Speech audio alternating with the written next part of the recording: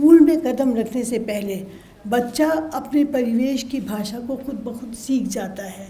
और ये हम सब ने देखा है, अपने आसपास अनुभव किया है। हम बच्चे को भाषा सिखाने नहीं चलते हैं, बच्चा अपने आप से सीख जाता है। मुकुल जी, आपसे मेरा अनुरोध है कि समाज और भाषा के संबंध पर अपनी टिप्पणी करें। मुझे लगता है कि कई बहुत ही महत्वपूर्ण बिंदु यहाँ उठा दिए गए हैं आप सबके द्वारा। मनीषा जी ने शुरुआत की तो मैं उन बिंदुओं को छोड़ूंगी मैं। और शुरुआती जब स्कूल में बच्चा कदम रखता है वहाँ उस पर मैं बहुत ज़्यादा नहीं फोकस करके मैं उससे आगे के स्तर की भी बात करूँगी मैं। और समाज शिक्षा पर ही मैं बात करूँगी, फोकस करूँगी, यही मैं सोच के आई जी थी। तो राजनीतिक पक्ष में है उसके हैं जैसा कि है, मैं जानबूझ के अपने कोर्स से रोके रखा है। 4-5 मिनट का समय है, पर उस पर आगे हम खुलासा कर सकते हैं। सुदीप्ति, आपसे मेरी बात हो रही थी परसों जब फ़ोन पर, तो ये बात भी उठी थी कि बच्चों की भाषा के संदर्भ में बात उठी थी कि हमें लगता है कि हम बच्चों को भाषा सिखाएंगे, वो नहीं जानते हैं। और ख़ासतौर से स्कूली शिक्षा में मैं देखती हूँ कि वो बहुत ज़्यादा वो व्याप्त रहता है। तो पहली बात तो मैं ये करना चाहूँगी, 4 बिंदु मैं आप लोगों के सामने रखूँगी मैं। एक तो ये है कि बच्चों का जो भाषा जगत है वो बहुत तार्किक होता है और सृजनात्मक होता है। बच्चे जिस तरह से भाषा का प्रयोग करते हैं बहुत दिलचस्प तरीके से करते हैं, उसमें नयापन होता है, भाषा के साथ खेल होता है। और वो भाषा के साथ जो खेल होता है वो व्याकरण के लिहाज से भी बहुत तर्क संगत होता है। यहाँ तक कि जो बच्चों की जो तथाकथित जिसे हम त्रुटियाँ कहते हैं या एरर्स कहते हैं, उनके पीछे भी कोई न कोई भाषाई आधार होता है, व्याकरणिक आधार होता है। तो एक तो ये बात रही कि बच्चे भाषा बखूबी जानते हैं। और ये चॉम्स्की ने मेरे ख्याल से 6 दशक पहले हमें ये अच्छी तरह बता दिया था कि स्कूल में कदम रखने से पहले बच्चा अपने परिवेश की भाषा को खुद ब खुद सीख जाता है। और ये हम सब ने देखा है, अपने आसपास अनुभव किया है। हम बच्चे को भाषा सिखाने नहीं चलते हैं, बच्चा अपने आप से सीख जाता है।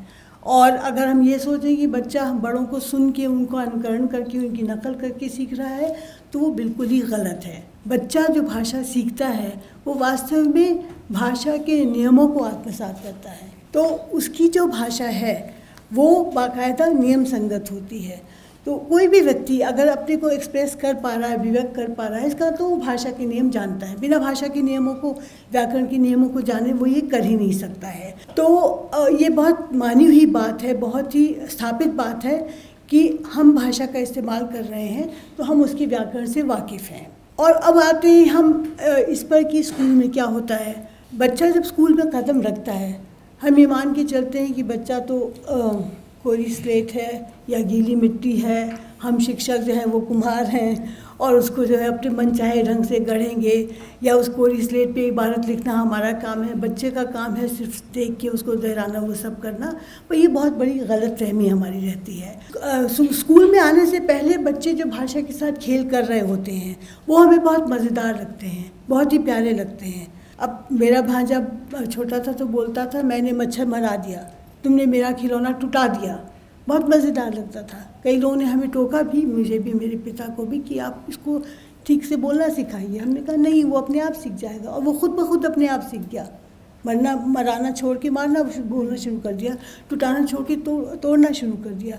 तो ये मराना और टुटाना जो उसने बोला एक 3 साल के बच्चे ने, तो इसके पीछे क्या है?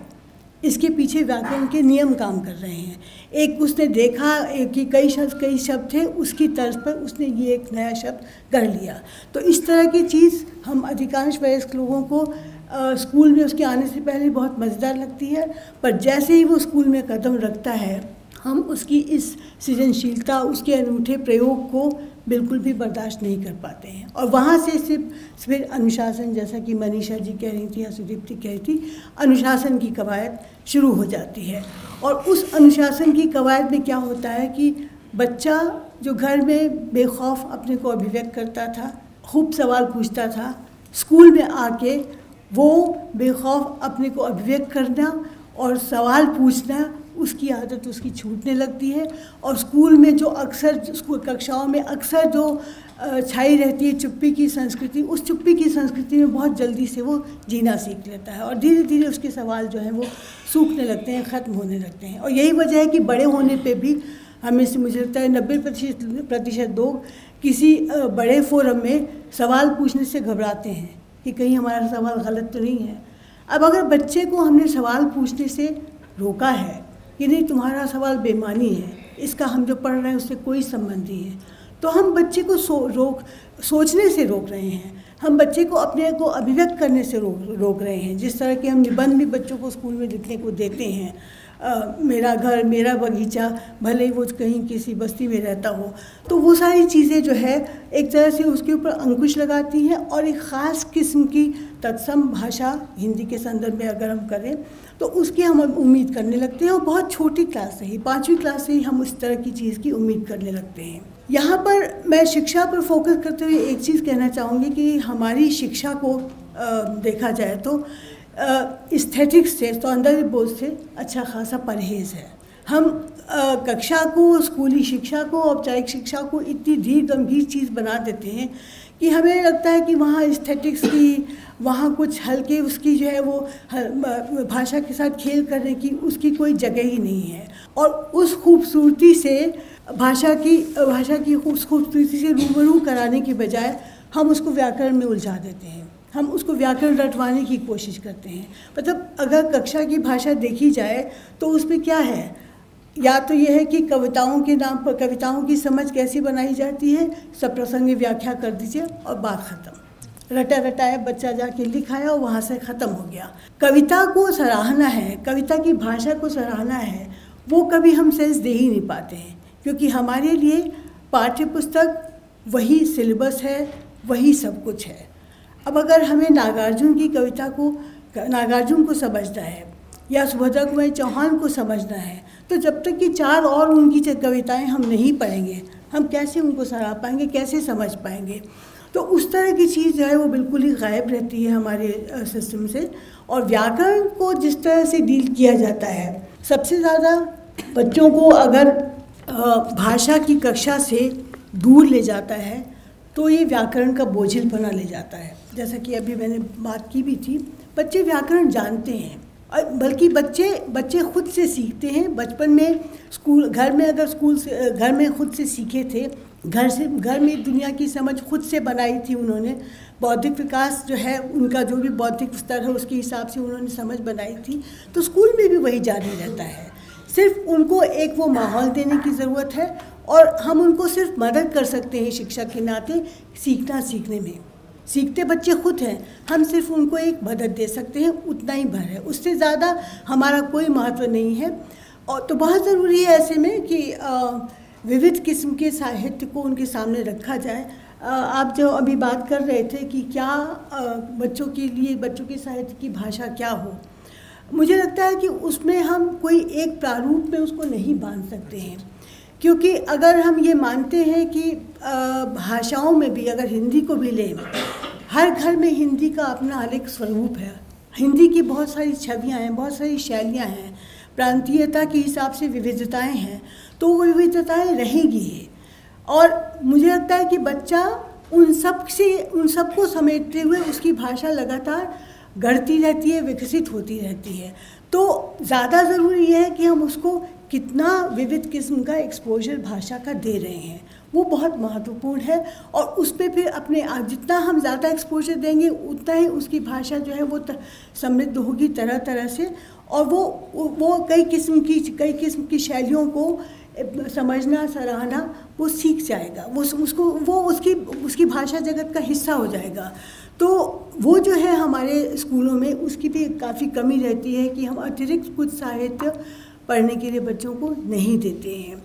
और उसमें तो मुझे ये भी लगता है कि कई बार सच में हमें नहीं मालूम होता है, पाठ्य पुस्तकें अलग अलग समय पे बनाने का अनुभव रहा है, लेकिन हमें नहीं मालूम होता है कि क्या कविता बच्चों के लिए, क्या कहानी बच्चों के लिए अच्छी रहेगी, नहीं रहेगी, कितना वो पसंद करेंगे, नापसंद करेंगे।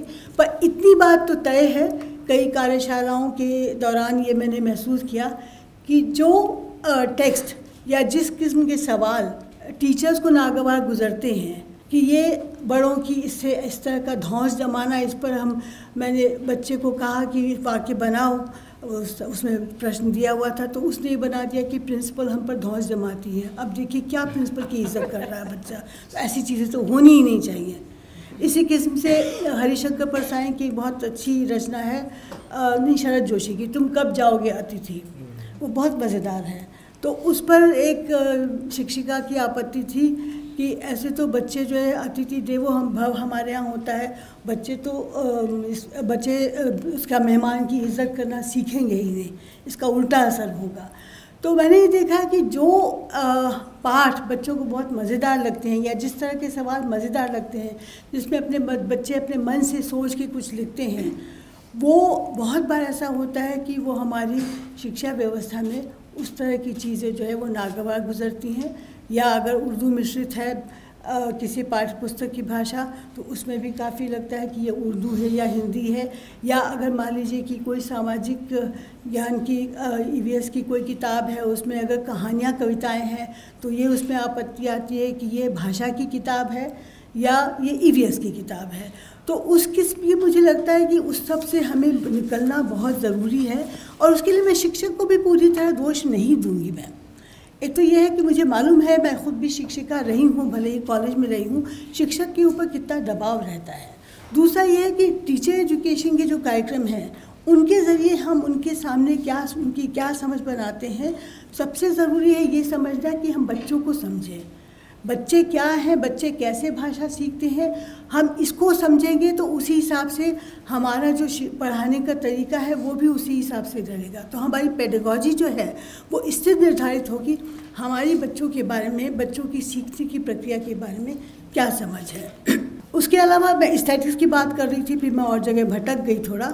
तो मैं बात कर रही थी कि हमें बच्चों को तरह तरह की भाषा के विविध रूपों से रूबरू कराने की ज़रूरत है और उस पर एस्थेटिक्स जो है वो गायब रहता है।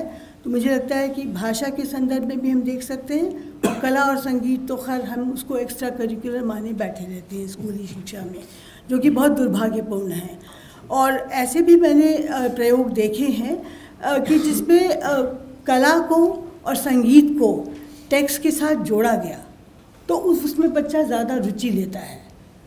जैसे एक द्वारिका प्रसाद महेश्वरी की कविता है, ऐसे सूरज आता है, किरणों का दरवाज़ा खोल, बहुत ऐसे तो बंदी वाली उस तरह की कविता है, लेकिन उसे संगीतबद्ध आप ही के स्कूल में संगीतबद्ध करके बच्चों को पढ़ाया जाता था तो बच्चों को बहुत मज़ा आता था।